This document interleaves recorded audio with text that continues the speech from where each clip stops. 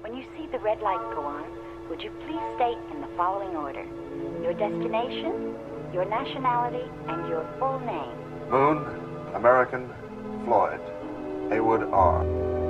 Thank you. You are cleared through voice print identification. Thank you. Quite frankly, we have had some very reliable intelligence reports that quite a serious epidemic has broken out at Clears. I know there have been some conflicting views held by some of you regarding the need for complete security. Something apparently of an unknown origin. However, I accept the need for absolute secrecy in this. This is in fact what has happened. I'm really not at liberty to discuss this. We thought it might be the upper part of some buried structure, so we excavated out on all sides, but unfortunately we didn't find anything else. It hasn't been covered up by natural erosion or other forces. It seems to have been deliberately buried. 4-million-year-old black monolith has remained completely inert, except for a single, very powerful radio emission. 3 weeks ago, the American spacecraft Discovery 1 left on its half-billion-mile voyage to... The sixth member of the Discovery crew was the HAL 9000 computer. Everything is going extremely well. One gets the sense that he is capable of emotional responses. Well, hell, I'm damned if I can find anything wrong. No 9000 computer has ever made a mistake or distorted information. Look, Dave, I can't put my finger on it, but I sense something strange about it. Just a moment. Just a moment. Do you know what happened? I'm sorry, Dave. I don't have enough information. Made radio contact with him yet? The radio is still dead. Hello, Hal, do you read me? Hello, Hal, do you read me? You read me, Hal? Do you read me, Hal? This mission is too important for me to allow you to jeopardize it. I don't know what you're talking about, Hal. This conversation can serve no purpose anymore. Well, 52 years ago, that video would have been called science fiction. Today, it's going to be the beginning for my presentation on artificial intelligence. Thank you for joining us this morning, and I hope that you enjoy the presentation. I've decided to divide the presentation into 3 parts. The first part is I really want to cover what I think you know already. The second part is to introduce you to some things that are around you. And thirdly, the last part will be the most thought-provocative portion of the presentation, because it's going to look at where we are going in the United States as part of the global realm of artificial intelligence. Now, you already probably know, you already know that artificial intelligence requires access to the internet. You have to have a device that is capable of connecting to that, to the internet, and that you are going to participate in a process of collecting data across a larger platform that will allow people to use that information as part of the intelligence that they're seeking. You all know from the past year what you have to go through in order to connect to the internet. The Wi-Fi transformation for Westminster Canterbury served as a great classroom for what I'm going to talk about today. Next slide, please. First of all, the thing that you, next slide after that, please. I'm sorry, okay. The first thing that I want to bring up is the fact to remind that smart devices are able to be connected to the internet. They don't necessarily have to connect to the internet, but they have the capability. They have all of the insides that allow them to work as a connection to the internet. Next slide, please. We are surrounded by things that are smart devices. We all own many of them. Everything from cameras today to laptops to the phones that you see up there, the 3 smartphones. One is South Korean, one is United States, and one is China.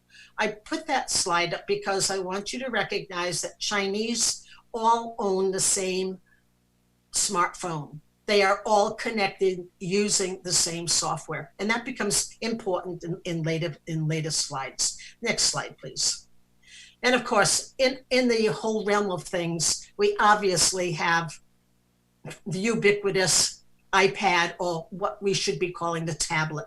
the iPad is one form of a tablet. The Birdsong tablet is one form of the tablet. That becomes important to differentiate between a specific type of a technology and what we are going to talk about today. The next slide. And by the way, that 3.5-year-old learned to play Plants and Zombies on his own. He did not go to Plants and Zombies school. He watched other people and he picked it up and started pushing buttons, and that's how they all learn. That makes you kind of step back and think a bit. Yes. Now, many of us have cars that are simply miniature hubs. If you look at the console there, you'll see that there are lots of icons that are up there. You have a GPS that connects you to a satellite for mapping and trips. You have cell towers that connect you to AM radio stations, FM radio stations, and cell phones. You have a Wi-Fi connection in your car like you do here, somewhere up there, to connect you to the internet. And you notice that there is always an iconic Bluetooth symbol in the car because you use a very low frequency form of the, which is Bluetooth. Bluetooth is weak and only works for a very small distance, like, you know, to make your printer work in your apartment. So Bluetooth is a form of an internet as well. You also have satellite music, and you also have the ubiquitous Skype and connection of a cell phone to the internet for one-on-one or person-to-person talks, which of course we never do anymore, but we did at one time. Following up with the console of the car that you might have, I wanted to follow up a little bit on the GPS that's on your was on your screen. Next slide, please. You know, the GPS. The GPS is going to be very important for me to talk about later on. And as you can see, it's a network of satellites around the Earth. And originally in 1990, there were 12. And then the government put up another 12 or 24. And now we have 24 satellites up there with another 7 for safety purposes and for breakdown. The reason why this is becoming very important is because it is forming a web that provides communication between the software that's being used for positioning as well as for transportation and following people. We all have watched, you know, the mysteries and the Law and Order kind of programs where you have to have three signals coming in from a cell phone somewhere. It's the same thing with the GPS. You have to have 3 signals at all times, and so that system of GPS satellites that are up there provides that capability right now. At the moment, well, it's not at the moment, but I mean, it has been and will probably forever be under the control of the military, and at the moment, it is controlled by the U.S. Air Force. It was kind of fun to watch that particular growth in that particular industry. It is a very important part to artificial intelligence and will be very important to the end of the conversation that we have today about artificial intelligence. Your car, you can see in the middle of that little slide there, is connected to the satellites that the GPS is also connected to. So when they are looking for, like, they put up an Amber Alert, that Amber Alert is put up in this particular system for security purposes too.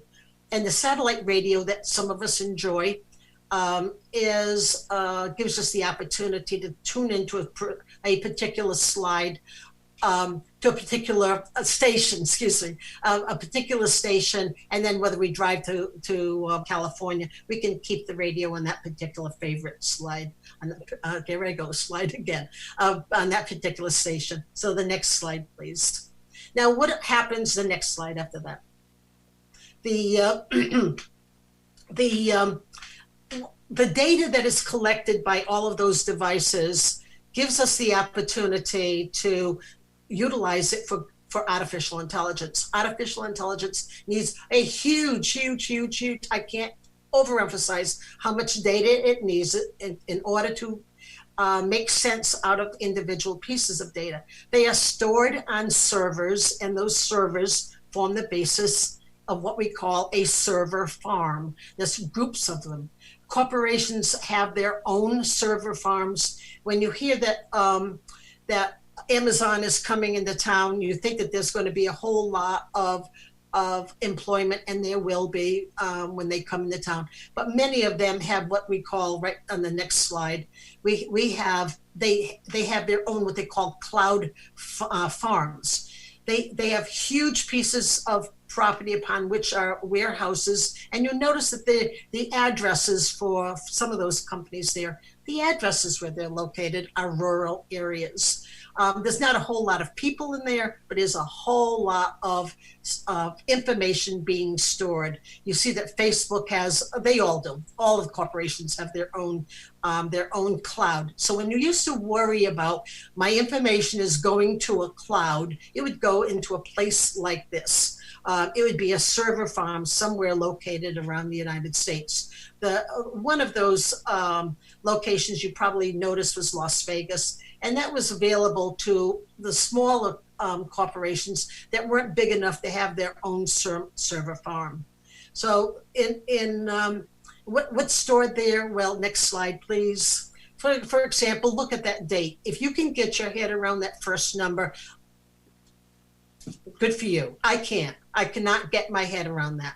How many gigabytes of data? I mean, I cannot. And then billions of megabytes of data and over millions of sites. It's mind-boggling, and that number is probably too conservative at this particular time. I like the tweets. 474,000 per minute in 2019. Probably half of those from the White House. At least that's the joke about that. Next slide, please. And it's just not in the United States. China is doing the very same thing. But it's interesting to note that Facebook has for its goal that in the year, in 100 years from now, every single person on this globe will be connected by Facebook. That's their goal.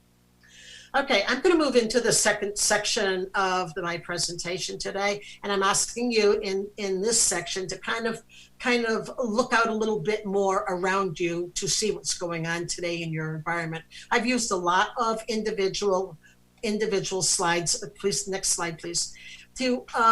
Lots of individual examples, because I want them to be real and I want them to be something that many of you can identify with.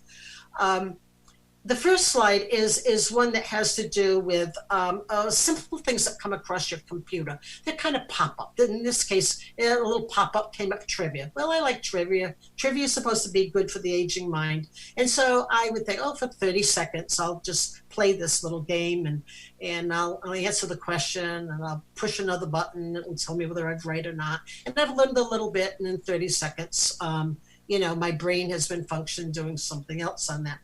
Can you keep it up on the slide, please, Bob, a little bit as I go through that? You'll notice that there are 2 blocks in here that have purple in them. In this section, you'll find a few more of those, and those are words that I want you to try to remember, because this is the jargon of artificial intelligence, what they call machine learning and cognitive psychology. First of all, let me do this cognitive psychology. They got me by saying, you want to play a trivia game. Okay, they got me. And when they got me, and they got me, and they got me, then they were able to say, welcome back, Anne. Now, do you think that there's a person doing that? No. There is a opportunity for that machine to tell me, welcome back, Anne. How they know Anne? They had my email address. They know a little bit about me.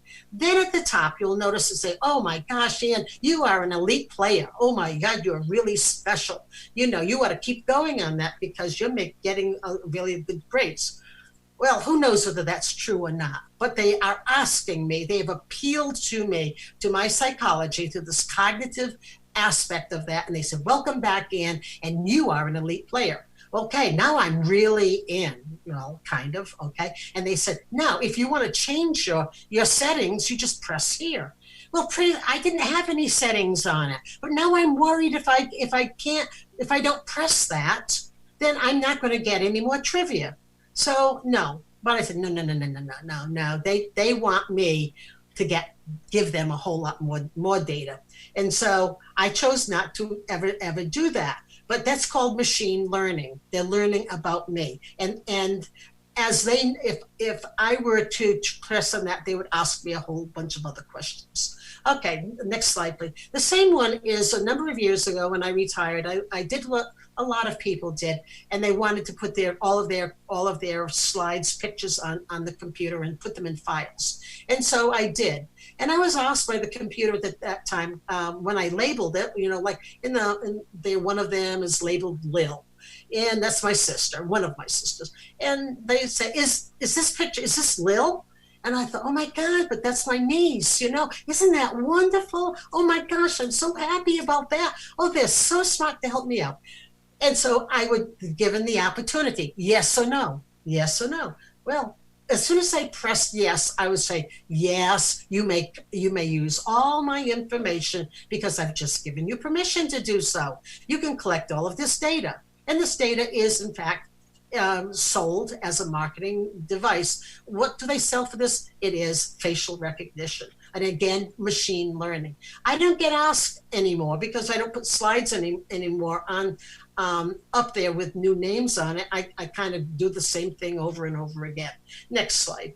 All right, I have now the computer is really kind of getting me in on this, and they say, okay, you've got a memory now. Oh my gosh, you just press that on Apple, your memory, and they take all those slides and they create a 30-second video out of all of your slides about Dane or about Christmas Day or about this. On this particular slide, you'll notice that there is that I've circled, it's Dane. It's my album on Dane.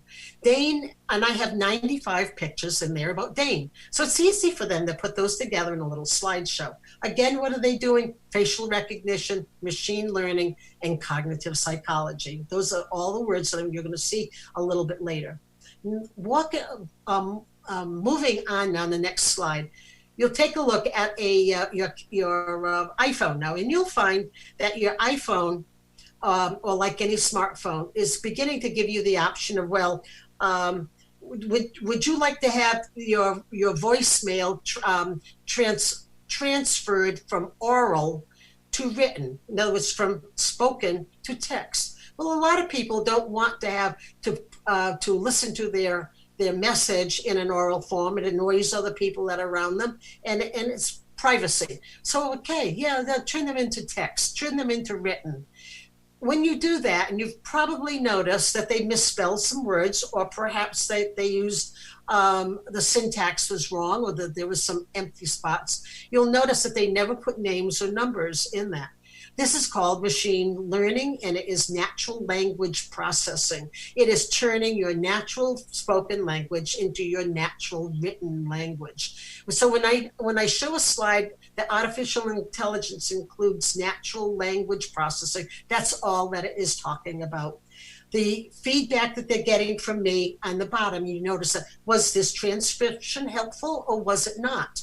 When I press it yes or no, they're learning more about me, and they are learning more about what they're doing, whether or not it is right or not. Okay, the next slide, please. Next slide has to do with genetics. Genetics is a huge part of artificial intelligence. 2006, my husband and I participated in a project called the National Geographic Genome Project. And it was very early on genetics testing. The slide on the left that shows the pathway for my husband went up in a very strange area, and we laughed about it at the time because we noticed that the line stopped in Kazakhstan. But since he passed away shortly after that, I've always wondered, did his genetics really show whether or not that he had Eurasian heritage in his genetic breakdown? My son would not allow his DNA to be tested, as nobody in the special forces in the military today cannot, have their DNA tested either in one of these processes, because when you do this, the DNA belongs to the project that you have subscribed to. You've given them permission to use your DNA. So my son, who I could test whether or not this was part of his DNA, was not going to have any part of it. But his sister did, and so I had his sisters done. So the DNA breakdown on the right-hand side of that past slide shows, you know, a typical kind of breakdown of genetic past. But I was curious as to why it didn't include any of that DNA from Eurasia. Until in reading about it, I had forgotten that there is an additional source of DNA that is carried in the head of the sperm, and it's carried in its in total entirety from father to son.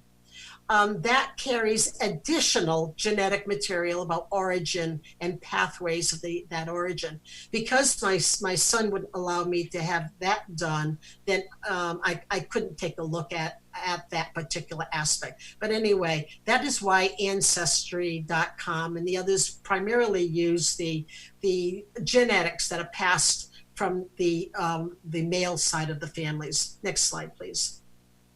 Now, we all know when this molecule is a DNA molecule, but I put it there not because I'm not going to ask you to memorize anything about that, but because it's code. That molecule is composed of atoms that are arranged in a perfect sequence, but your DNA sequence your genetic sequence is unique to you. That's your own personal code. That's the code for making you work. And that's an important point, because if you deviate from that particular code, then you are going to do, next slide please, you are going to genetically modify your code. And a lot of people in this movement about no artificial colors or no artificial additives that are given do not want to be eating their food stuff that has been genetically modified. So it's labeled completely now whether they do or not. Lots of times they've been able to use these genomes, but for better product production or better or even cloning, taking the idea of the twinning process to turn it into a clone. And they've done it with animals, as horses and cows and sheep. But people are a little bit nervous about that. And so in artificial intelligence, there is a strong emphasis upon the study of ethics along with it. And you'll see that as we go along towards the end of the presentation. The code comes from an algorithm. The algorithm is essentially a recipe. If you asked me my recipe for crab cakes and I gave it to you and I said you need this, and that, and then and they say, yeah, but what do you do with those ingredients? Then I would have to give you actually the code to that recipe. And next slide, please. And you can see what that is involved in the coding process. Well, that's the algorithm. Next slide, Bob. I'm sorry. I'm talking faster than you can go. The coding is, while the algorithm is the idea about putting something together. Like somebody came up with, gee, I wonder what would happen if you mix crab cake and an egg and stuff like that and put them together. And I wonder what would happen, and that's your idea. But the actual implementation of the idea is the recipe. It's a set of steps that you have to go through one by one. I have a tendency not to cook going one by one. Therefore, sometimes I have not the consistency that I would like to have, but I'm always interested in what would happen if I added some of this or some of that or more of this or less of that. So it's very difficult for me to write a recipe down to give people. You don't have that liberty when it comes to coding, because next slide, please. After that one, yeah, next one on that. There has been a problem with this year's census. Somebody didn't follow the algorithm right, and so the coding was not right. And so right now, the Virginia data is unusable, but they're working on it. So that's a little bit there. That's kind of a little bit of a side. Then the next slide is, we're going to go now in a little bit in the education field. And this is what is going on in the private sector. This is the Apple Store at MacArthur, and I'm an avid Apple user. And so I am aware of these Apple programs that they have. And last summer they had a series of programs on coding for young children. I was anxious to introduce one of my grandsons to that. And on the left-hand side, you'll see 3 slides in which you see his face, you see the instructor, he's got a group of young people around that table. And my grandson has access to an up-to-date iPad along with a stylus. And he is following directions on writing code. On the bottom of the floor, you see a little robot, and the task is for him to code that robot into moving the right direction. And as you can see that, he is totally engrossed. If you could hear the sound back there, it's just like the Apple Store on any one day. But he's not aware of the sound around him. He's not aware of anything other than getting that little robot on the floor to go in the right direction. I didn't include the little slide that showed how happy he was when that happened. All right, there's 2 others that I would like to show you. Next slide, please, about the programs at Apple as one example of things that are available for kids. This next series has to do, and I put a little box in blue, that what they were to do were to take a selfie on the iPad. They were going to then take their stylus and trace their the facial expressions that they wanted, and then the software allowed them to then press on another button that eliminated the original picture. So now they had their outline of their face as they saw it. Go back. Go back to Troy. Now if you Bob, now if you click on it, now you see what happens. No. See if you can do that. I'll look at the little video is so quick. We want to turn that into a movie. Yeah, there he goes. Yep. So they outlined, and then he filled it in. So it was very quick. Because it was so quick, I took the opportunity during that class to take part in that class. There was an extra seat at the table, and I sat down with all the other little kids, and I wanted to learn how to do it. So if we can go to the next slide, you can do the same thing with me. I'd go back to the picture that I took in the selfie. There's the picture of the selfie. I did not do any outline to the wrinkles. I outlined what I thought. I made a lot of mistakes. I got rid of the picture. I filled it in, and that was my my emoji, if you will, that came from that particular project, and was going to be a prerequisite if they wanted to participate in the next course on designing a playground. But some of the things that are going on in the private sector are just terrific. Okay, I'm going to show the next slide is a ubiquitous. Oh no, not one of those. I am only going to show you part of this because I already showed it to you last year in cybersecurity. You already know how tablets and phones use Wi-Fi to connect to the internet, and you know about the dangers of the passcodes that I have written in red there.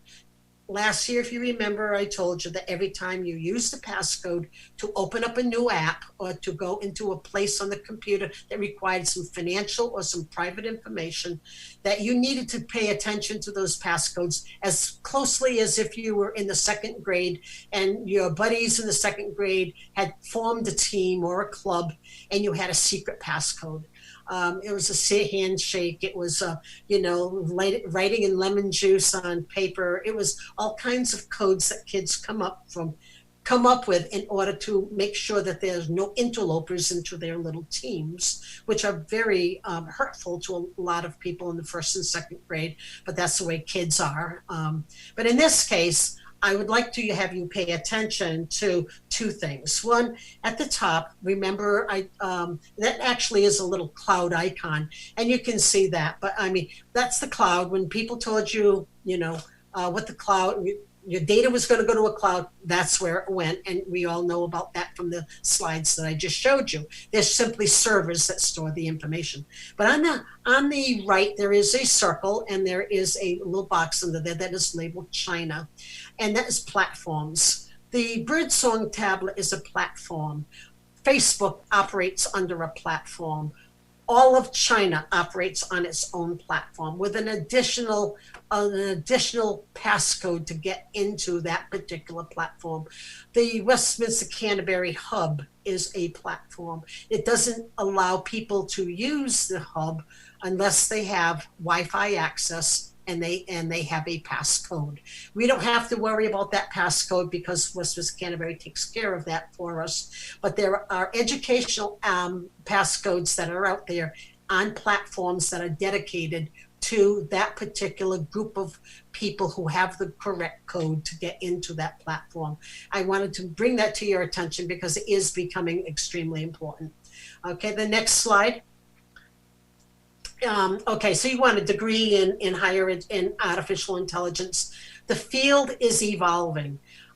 These are good schools. You can go there, they say, to get a degree in artificial intelligence. The next slide, please. So what am I going to study when I get there? Well, oh golly, you can study anything. It doesn't really matter because they don't know enough really about what is going to be the curriculum, because the curriculum is changing so very quickly. Next slide now. The next slide shows that that all of the business community is extremely concerned about how artificial intelligence is going to affect them and their businesses, and they're looking to go to have people train and study and hire the individuals who have the right background. Unfortunately, it's still evolving. Next slide, please. And I'm going to go fairly rapidly through what this is, but the MIT has a slide that shows that the ubiquitous curriculum is a little bit unsure of, and so they're doing an awful lot of non-credit or extended learning kind of opportunities. Next slide, please. And this is the course curriculum, and you will notice that on this course curriculum that there are some words that are familiar to you now. The word machine learning, natural language process, robotics in business. Those should be a little bit familiar with you now. They keep these as modules. They can change them out as the need arises. But this particular curriculum is for a short course, costs $3,000 a person to take it, and it'll be changed from week to week. The next slide, please. In this particular slide, you'll notice that there's a word at the top. Well, you might not be able to see it, but again, this is a very, very liquid kind of program that they provide webinars, but they refer to at the very top that you probably can't see. It's from artificial intelligence to IoT. Now, the next slide, please. The IoT refers to the Internet of Things. So when they talk about smart homes, they're not talking about the concept that you have of the Internet involving corporations and education. They're talking about a group here. Internet of Things is a connectivity, a web of things that work on switches, on sensors, on devices that are going to change something in your environment, such as light, such as the kitchen range, such as the dryer, such as the lights on the outside. such as the temperature that are inside, or if you want to turn on a camera to see what your dog is doing, or if your child is sleeping. Go back to that slide again, Bob, please. And I want you to notice that up on the right-hand corner, there is a big control center. It's like a flat panel screen. This makes this house smart because it's like the console on your car. Every single thing up there is a sensor or a switch that you have control of, and if you're in your office, you will also have that on your computer. So you can connect to your hub. That is your hub, and you connect to a particular item, and you can turn your oven on or see that it did come on, or who's at the door. Every time you do it, then that's what happens with that particular flat screen device. Okay. Finishing up this particular section, in the artificial assessment for the graduate school. Next slide, please. If you're looking for engineering programs, they're only offered at the graduate level, and the next slide, please. And at that point, even only a few measly courses. But you notice that Carnegie Mellon has a bachelor's degree in artificial intelligence, and it is what I've outlined in red. It's devoted for the social good. That goes back to that to a question that will come up in the next section, which is here. The last section now, it's the one that I'm most excited about, is the use of the artificial intelligence for common good or for the evil empire. Carnegie Mellon comes right up and says, we're just doing it for the common good. So what does that mean? We have nation states out there that are authoritarian. Next slide, please. And they use artificial intelligence to track and surveil and imprison their own people.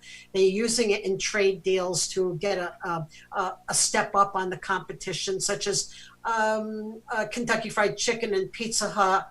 They had a nice partnership. China wanted to get rid of them, so they formed a new store down the street and served pizza with the toppings that the Chinese really wanted, or the chicken that they really wanted. They tested it all out by using their data that they collected on their phones from what they bought at the Kentucky Fried Chicken. Until now, the Kentucky Fried Chicken and the Pizza Huts are going out of business in China. And of course, they promote, the acts of terrorism. All right, next slide, please. Next slide, please. All right, some of the concerns from the CIOs are typical. They don't have a trained workforce. They're worried about security, data privacy, and they're worried about that 2/3 of all digital projects have errors in them. So that's all part of now what is coming up and what is happening in our country. But a couple of slides on COVID-19. We all know that the government knew that there was something coming down the screen, down the pike, so to speak, in November or December, and that the healthcare watchdog agency brought it to government's attention, but it was not paid any attention to until COVID-19 was here, and we're dealing with that now. As a result of that, products to test and treat were not brought to market fast enough. Now that it's been brought to the corporate attentions, the opposite is true. Things are being brought to market that are probably not good, and they have not been tested. And you hear reports on the television all the time. We need to have accurate data. Artificial intelligence only works if you have that accurate data. Okay, moving on to the next slide. The next slide after that. The presentation of the Norfolk Forum was one of them this past season was on artificial intelligence, and Amy Webb showed a picture of what we call a smart toilet. The smart toilet can analyze waste and then collect data and then send it to a medical center to be put into a bank, if you will, of other data relating to waste products. And they are able to analyze and project wellness as a result of that. The problem is, even though this toilet has a heated seat and can be adjusted to height, it costs $7,000. And then if you did buy one, it would just be an appliance or utility in your house because it doesn't connect to anything. So here's an example of a good device that can't be used in artificial intelligence yet because it doesn't have a database upon which it can be connected.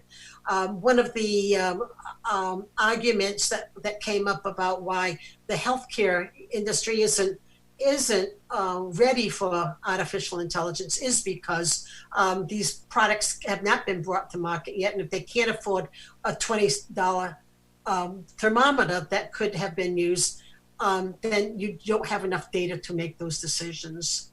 Okay, now the first countries to establish a government policy were Canada and China, and that was in 2016. By 2019, there are still only 8 more, a total of 8. Next slide, please. Bob, I'm going to probably go a little more rapidly on that, so I'll try to remember to tell you to forward them. The goals of the artificial, I think it's the next slide. The goals of Canada is one of the first one was very, very simple. They were just going to research and create a development of talent. Not really that interesting about that. China, global dominance. Healthcare for France. Moving on, China had corporations that were devoted to artificial intelligence, but notice again those words. These corporations created the software to deal with these issues of artificial intelligence. I would say that probably 95% of the companies that I've read on lists now are all dealing with artificial intelligence. You see that the countries are probably migrating to certain aspects of it because nobody can do it all. They're specializing. You see Canada is really in business and supply chains. And you can see that in the next slide here, in the next slide, that we go from China to Canada to the next one.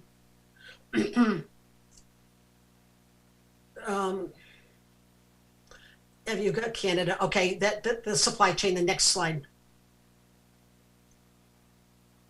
Okay, in Israel, you notice that they are focusing upon wearable AI, but what they're saying that is for the impaired. We also know it's going into the military as well. Next slide, please. And Japan is really dealing with deep learning systems, and they're focused upon biology, etc. Bob, next slide, please. A few of the top companies and their applications, you recognize the companies, but again, look at the words on the bottom. The last one is one called NVIDIA, and it's talking about gaming. We're not talking about Plants and Zombies. We're talking about education. We're talking about research. We were talking about defense. Next slide, please. The new startup companies, the unicorns. That was a new title for me. These are companies that earn $1 billion within 2 years of operation. Notice the number of unicorns there are in the United States. What are they doing? They're doing artificial intelligence. Next one, please. Next slide. All right, now what is the policy? In the Obama administration, they focus upon soft power, getting along with people, and moving on with social issues. Bob, the next slide, please. I'm going to go fairly rapidly here, Bob. Whereas it comes to Trump, Trump was more interested, if you will, on the